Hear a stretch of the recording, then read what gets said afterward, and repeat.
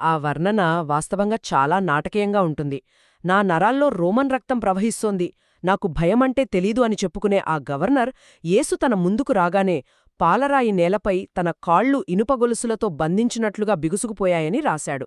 తానొక న్యాయమూర్తి స్థానంలో ఉన్నప్పటికీ ఒక అపరాధిలా వణికిపోయానని స్వయంగా అంగీకరించాడు. ఆ, ప్రశాంతమైన వ్యక్తిత్వం పిలాతుమీద ఎంత ప్రభావం చూపించిందంటే, ప్రాచీన గ్రీకు తత్వవేత్తలైన సోక్రటీస్, ప్లేటో వంటివారి గ్రంథాలను తాను చదివినప్పటికీ యేసు మాటల్లో ఉన్న అత్యున్నతమైన సరళత్వం ముందు వారెవర్రూ సాటిరారని రోమన్ చక్రవర్తికే తెలియజేశాడు.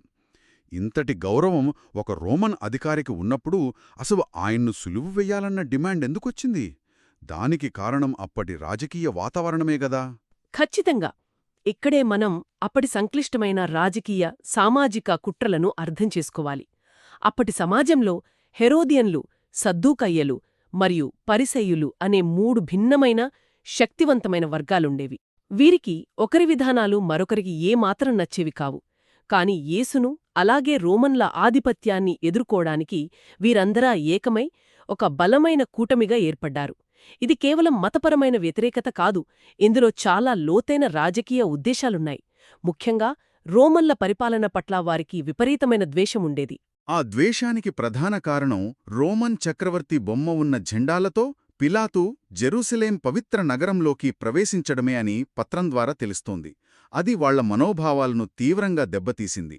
దానికి తోడు దేవాలయ నిధులతో ప్రజల కోసం భవనాలు, నీటి కాలువలు నిర్మించాలన్న పిలాతు ప్రతిపాదనను కూడా ఆ కూటమి తీవ్రంగా తిరస్కరించింది.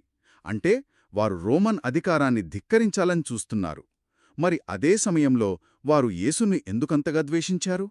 రెండు వేర్వేరు ధృవాలైన రోమన్ అధికారాన్ని ప్రశాంతంగా బోధించే యేసును వాళ్లు ఒకేలా ఎందుకు శత్రువులుగా భావించారు? దానికి ముఖ్య కారణం యేసు వారి కపటత్వాన్ని బహిరంగంగా ఎండగట్టడమే. మీరు సున్నం కొట్టిన సమాధులలాంటివారు, బయటకందంగా కనిపిస్తారు, కాని లోకలంతా కుళ్ళిపోయి ఉంది అని యేసు ఆ అధికార వర్గాలను తీవ్రంగా విమర్శించేవారు. ధనవంతులిచ్చే పెద్ద పెద్ద కానుకల కంటే ఒక పేదలాలు ఇచ్చే చిన్న నాణేలకే